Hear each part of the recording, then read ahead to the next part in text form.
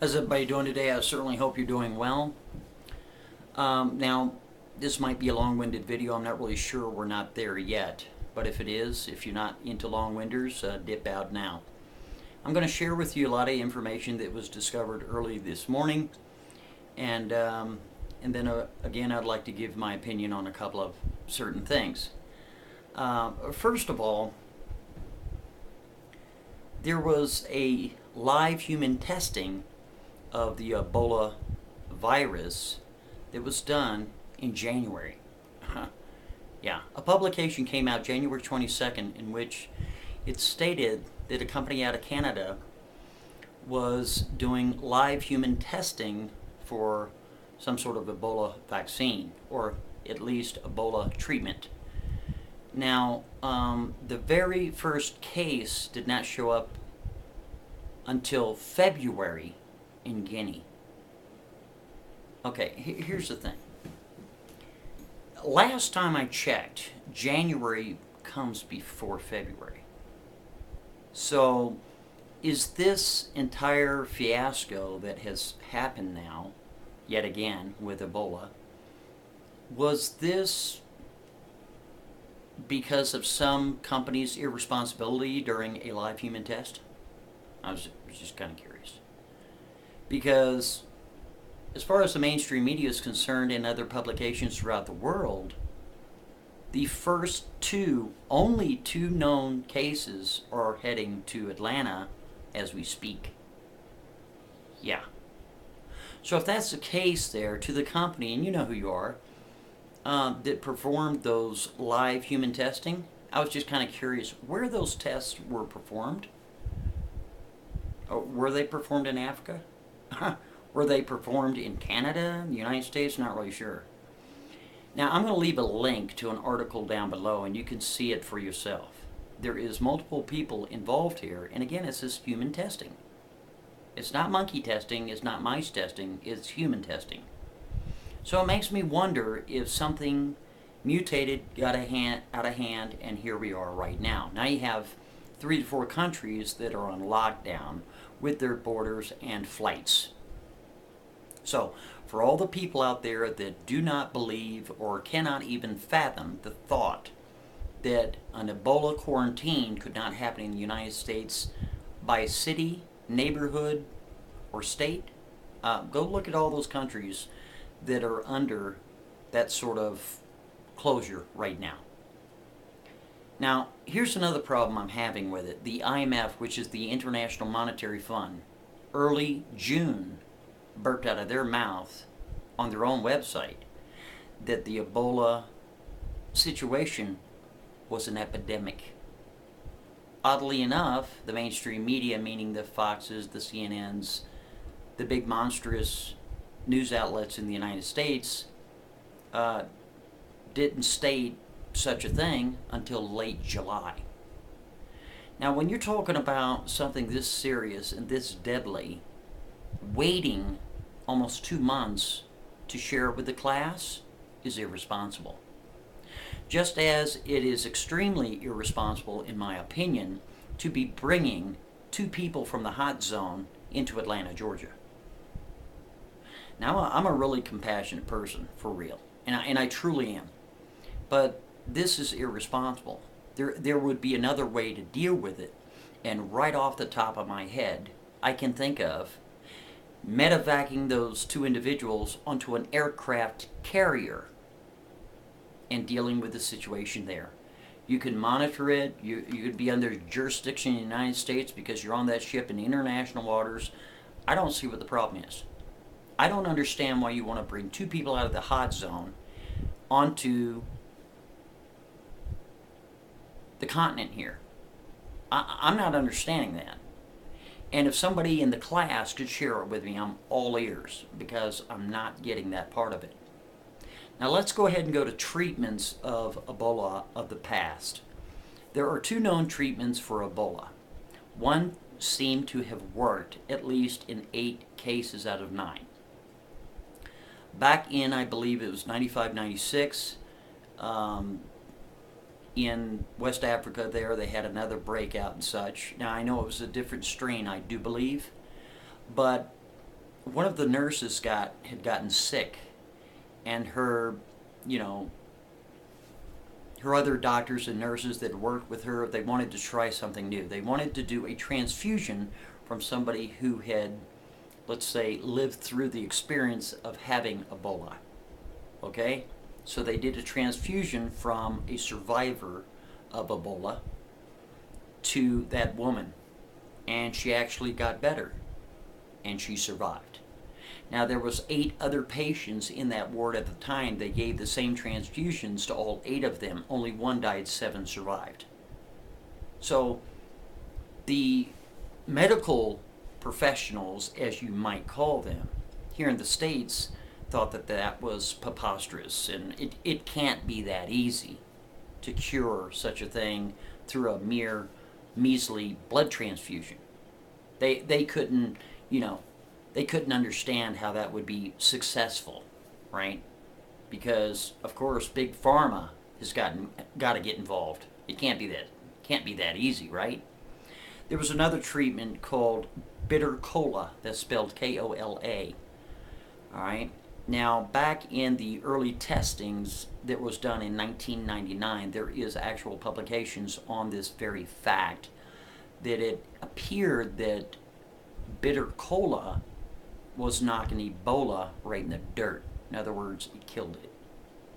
But again, they're going to tell you all day long that bitter cola is not going to touch this particular strain, which it might not. However, I did want to make it very clear that bitter cola is very widespread, meaning it can be found almost in every country in which the infliction of Ebola is happening at this very moment. Every single country. It grows in the forest just naturally, right? It's a fruit. The bitter cola is the seed from the fruit. And, I really hope that somebody from the CDC or somebody in the medical department or somebody in the epidemiology responds to this video either in text or, verbally, because I can't wait to share a PDF with the class later. It's going to be a lot of fun. I already screen capped it in case, it disappears, about bitter cola. Here's another thing that I want to burp out of my mouth. Here we go to the openness of our borders. And what I found extremely disgusting and profound is, as all these problems are going on locally, our very people that have been put in power by supposedly us are on vacation. But you see, they've been on vacation for a very long time, obviously. And it's disgusting. It truly is disgusting. The world is falling apart. And our leaders, our people that are supposed to represent us, have gone on vacation again. Now, I don't know about you, man. I'm a nobody. You're probably a nobody. And maybe you're somebody. I don't know. I'm not really positive. But the fact of the matter is, we as a nation are being let down by the people that not only swore an oath to the Constitution of the United States, but are supposed to be representing our interests, and they're not. And that's disgusting. It truly is. And you know it is.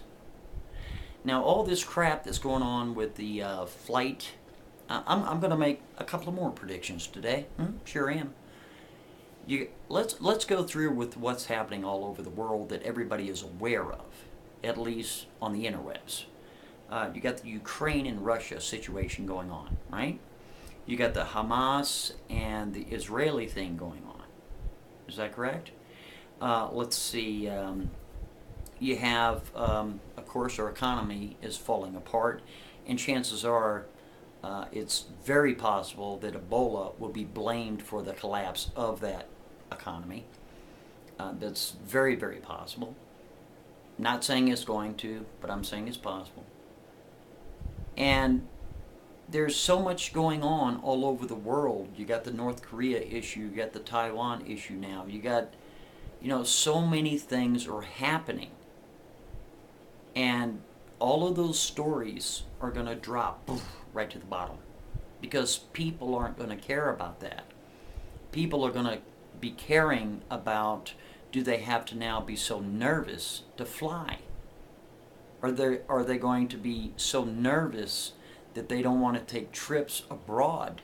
Are they going to be so nervous to go to the grocery store? Are they going to be so nervous to have some sort of human-to-human interaction that we participate in every day because of some irresponsibility from either some sort of company, maybe a defense contractor, or from the very medical industries that we rely on to keep us all safe?